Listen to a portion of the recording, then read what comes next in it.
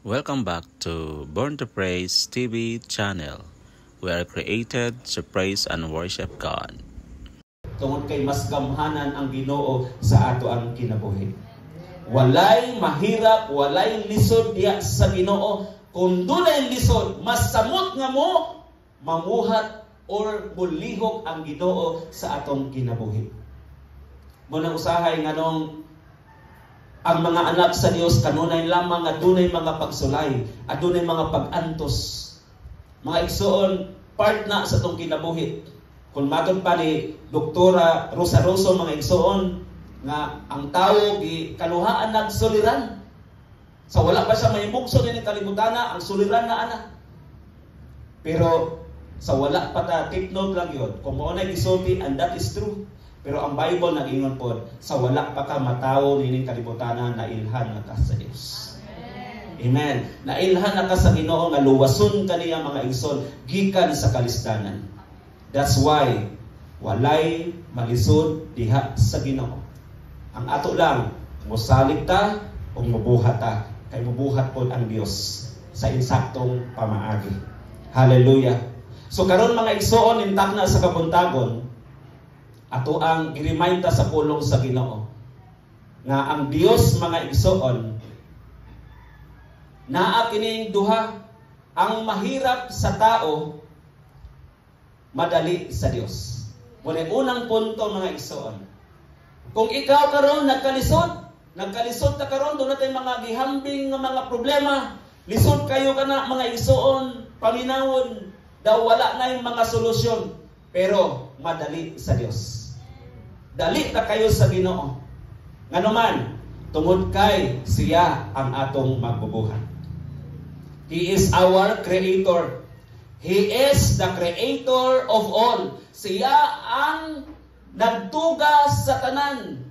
Labi na kita mga igsoon nga nagtuo sa Dios, pinaka-importante tang nilalang. Pinaka-importante tang nilalang mga igsoon. Gibuhat sa Dios ang tawo mga igsoon aron nga mo'y mumanage mga igsoon nining butang sa kalibutan. Wala ta gidesign sa Ginoo aron nga uliponon tas mga butang, uliponon tas mga problema, apan gidesign ta sa Ginoo aron nga kita mo'y mumanage aning mga butang nga atong naangkon karon. Muna be proud that you are the son and daughters of God. Dapat malipayon ta nga busagubang dining tanan kay ang Dios mo'y nagbuhat kanato. Matod pa sa gisulti niya sa Genesis chapter 1 verse 1 o sa gisulti sa Genesis kapitulo 1 bersikulo 1, sa pagsugod sa Dios pagbuhat sa kalibutan ug sa tanang butang sa kalangitan, ang kalibutan hawang og walay hitsura, ang kadagatan gitabunan sa kangitngit ug ang Espiritu sa Dios naglihok sa ibabaw sa katubigan. Take note, ang Espiritu sa Ginoo naglihok. So kung dili siya gamhanan, kung dili papalangga sa Dios ang kinabuhi, wala siya'y gipadalang Espiritu nga mamuhat nimo og nako mga igsoon.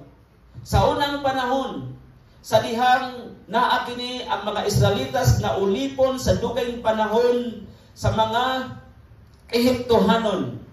Ug unya nagpakanaog mga igsoon ang Dios nga kinahanglan nga pagawason, pakawalan ang mga Israelitas gikan sa gahom sa mga Ehiptohanon.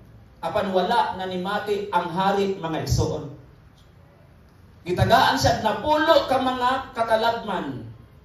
Gikan sa usa wala gyapon siya nitino na adunay Dios sa nasod sa Israel. Ikaduha wala gyapon nagpagahi gyapon sa iyang kasing-kasing. Ikatulo, ikapito, ikawalo hangtod na ikapulo sa katapusan dito na siya. Mituo nga adunay Dios nga nagkahom sa piniling katawhan sa Ginoo. Mga igsoon, dunay times nga nag-ampo ta pero wala gi sanong sa Ginoo sa unang higayon. Pero wala gyapon ta mga igsoon nabalaw og sangyo sa Ginoo. Ikaduha, ikatulo mga igsoon. Apan padayon lang gihapon ta. Kay ang gusto sa Dios mga igsoon, makita niya na consistent ta sa atong gipangayo. Consistent gani, walay puas, walay hunong, walay pag-undan. Kaya kung muundang gani ta mga igsoon, dili og dili nato mga igsoon mabatunan ang ato ang gusto og dili molihok ang Dios. Nganong walay mahirap sa Dios, nganong madali sa Ginoo, tungod kay siya ang ato ang magbubuhat. Ang Dios mga igsoon nagbuhat sa tanan. May kung ito nagbuhat sa tanan mga igsoon, ikaw o ako lakip na ni anak. Iyahang ipalangga mga igsoon ang mga tanaman, lakip na ang mga talanggaman, wa niya pasagdi bisan gani panahon sa mga ulan ug sa init walay kapasilungan labaw sa tanan sa panahon sa kagabion. Bisan asa lamang sila mobatong, apan ikaw gibuhit ka sa Ginoo. Apan ikaw gipatagamtam nga dunay Dios nga nagpangga nimo mga igsoon panahon sa gabi nindot imong pagkatulog. Ang uban nagtangkil-tangkil mga igsoon o ginhawa kay ganahan silang nga maprolong pang ilang kinabuhi. Pero ikaw panahon sa kagabion makatulog ra gyapon ka bisan dunay kay problema. Kay kung wala pa ang Ginoo sa itong makinabuhi, di ta niya pakatulugon igsoon. Muna tinuod, di kaniya pakatulugon kung wala pa Dios. Apan take note, naglihok ang Dios sa ibabaw sa kalibutan. Bisan hawang ang kalibutan, bisan walay unod ang kalibutan, mo hinungdan mga igsoon nga ikaw gipapuyo dali kalibutan. Kay niadtong panahon na sa pagsugod sa kalibutan, walay nag-apima. Munang dapat dili ang problema mo'y mudala sa atong kinabuhi. Dapat kita mo'y mudala sa problema.